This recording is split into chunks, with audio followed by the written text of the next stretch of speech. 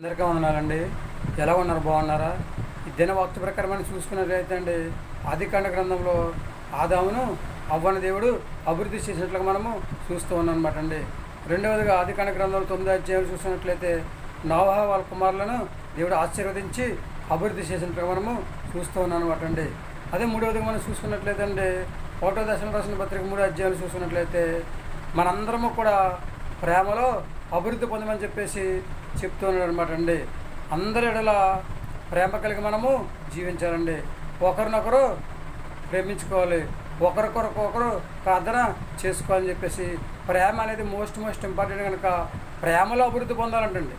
ఎవరైతే ప్రేమలో అభివృద్ధి పొందుతారో అంటే అందరిని కూడా ఎవరైతే ప్రేమించగలుగుతూ ఉంటారో వాళ్ళందరినీ కూడా దేవుడు ఒక ఉన్నతమైన స్థితిలో ఉంచడానికి దేవుడు ప్రయత్నం చేస్తూ ఉంటాడు అనమాట అండి.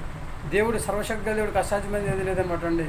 మరి మనందరము కూడా ఇంతమందిని దేవుడు అభివృద్ధి, ఇంకా పరిశుద్ధ గ్రంథంలో చాలామందిని దేవుడు అభివృద్ధి చేశాడండి. వీరందరినీ అభివృద్ధి చేసిన దేవుడు నిన్ను నన్ను మనందరినీ కూడా అభివృద్ధి చేస్తాడనమాట అండి. మన అభివృద్ధి అవ్వాలంటే దేవునికి నమ్మకంగా జీవించాలి, నీతిని అనుసరించి నడుచుకోవాలండి, విశ్వాసంతో ప్రార్థన చేయాలి, న్యాయంగా జీవించాలి. చక్కగా ఇంకా ఇలా జీవించినట్లయితే దేవుడు మనల్ని కూడా అభివృద్ధి చేస్తూ ఉన్నాడనమాట అండి. ఉన్నదని చెప్పేసి విర్రవీగి తిరగకూడదు, లేదని చెప్పేసి నిరుత్సాహపడకూడదు అనమాట అండి. మనం ఏ స్థితిలో ఉన్నామో ఆ స్థితిని మర్చిపోకూడదు అనమాట అండి. జ్ఞాపకం చేసుకుంటూ ఉండాలన్నమాట అండి.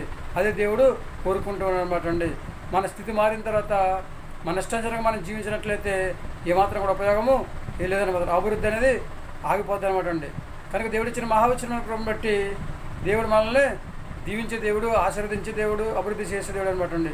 ఎవరైతే దేవుని మాట పెట్టారో, ఆయన మాట ప్రకారం నడుచుకుంటారో వాళ్ళందరినీ కూడా దేవుడు ఎక్కడ ఎలాగా అభివృద్ధి చేయాలో అలాగా దేవుడు చేస్తూ ఉంటాడు అనమాట అండి. కాబట్టి మరి ఏమైనా ఆలోచన చేసుకున్నారండి? చక్కగా మేము దేవుని మాట వింటామండి, దేవుని నామలు మేము అభివృద్ధి పొందుకునే సహాయాన్ని కలిగి ఉంటామని చెప్పేసి ఎవరైతే అంటూ ఉంటారో వాళ్ళు తలలో ఉంచండి. చిన్న ప్రార్థన చేద్దాం. మహాపరిశుద్ధుని పరలోకపు తండ్రి, నీ ఘనమైన పదవులు లెక్కలేని స్తుతిస్తుంది ప్రభా. ప్రేమలో తండ్రి అభివృద్ధి పొందమన్నారు ప్రభావ, నీకు వందనాలు. పిల్లలందరూ తండ్రి ఒకరిలో ఒకరు ప్రేమ కలిగి జీవించి తండ్రి ప్రభావ, తండ్రి ఐకమత్యంగా దండిస్తుండ్రో, ఒకరినొకరు అర్థం చేసుకుని దండిస్తుండ్రో చక్కగా తండ్రి ప్రభా. మీరు ఎలాగైతే ప్రభా అందరూ ప్రేమ చూపించారు తండ్రి, అలాగే బిడ్డలందరూ ప్రభా ప్రేమలో అభివృద్ధి యోగ్యతను ప్రభా దయచేయని ప్రార్థిస్తున్నాం ప్రభా. చిన్నలను పెద్దలను యవనస్తులను వృద్ధులు అందరూ కూడా దీవించిన ఆశీర్వదించండి.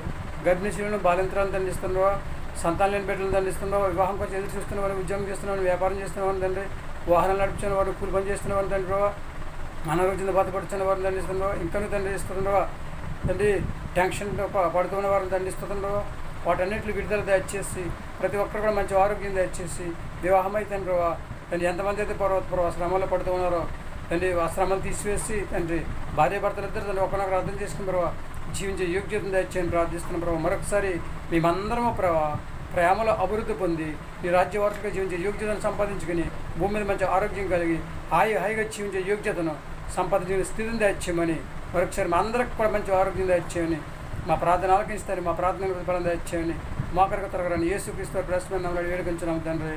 ఆమె అందరికీ వందనాలండి. తిరిగి దేవుని ఆశీర్వాదాలు మీకు తొలగించిన గాక, దేవుడు మిమ్మల్ని దీవించి ఆశీర్వదించిన గాక. ఆమె దేవుడు ఎలాగైతే అభివృద్ధి చేశారో మనం కూడా అభివృద్ధి అవ్వాలి అంటే అందరి ఎడల ప్రేమ కలిగి జీవించాలన్నమాట అండి. అలా ఎవరైతే జీవిస్తూ ఉంటారో వాళ్ళందరినీ కూడా దేవుడు అభివృద్ధి చేసి ఎప్పుడు ఎక్కడ ఎలా అభివృద్ధి చేయాలో అలా చేసి మన జీవితాలన్నీ కూడా ఆశీర్వాదకరంగా ఉంచి హాయిగా జీవించేలాగా చేస్తూ ఉంటాడు అనమాట అండి. వింటారా దేవుని మాట? ప్రేమించగలుగుతారా ఒకరినొకరు? మనందరం కూడా అందరినీ ప్రేమించి సహజ లక్షణం కలిగి ఉందామా? ఏమంటారండి?